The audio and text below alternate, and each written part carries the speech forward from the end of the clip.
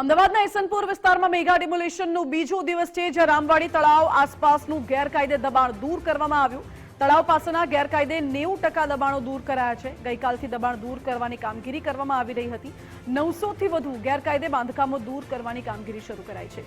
AMC દ્વારા ગેરકાયદે દબાણો દૂર કરવાની કામગીરી શરૂ કરાઈ છે. પોલીસ બંદોબસ્ત સાથે સતત બીજા દિવસે પણ ડિમોલિશનની કામગીરી યથાવત જોવા મળી.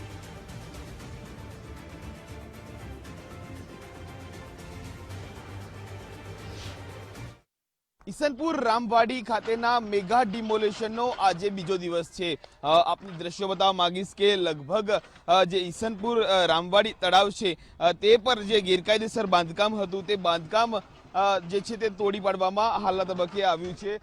લગભગ જે તમામ જે દબાણ છે તે દબાણ અહીંયાથી દૂર કરવામાં આવ્યા છે. આ ખાસ કરીને ગુજરાત હાઈકોર્ટનો જે હુકમ હતો કે તમામ જે વોટર બોડીઝ છે તે વોટર બોડીઝ પર લોકો દ્વારા કરવામાં આવેલા જે ગેરકાયદેસર દબાણો છે તે દબાણો દૂર કરવામાં આવે અને ત્યારબાદ દક્ષિણ ઝોનનું આ સૌથી મોટું તળાવ છે અને ત્યાં ત્રીજા નંબરનું તળાવ છે. 167 કોમર્શિયલ બાંધકામ આ અગાઉ પણ તોડ્યા હતા અને 925 રહેણાંક બાંધકામ તોડવામાં આવી રહ્યા છે.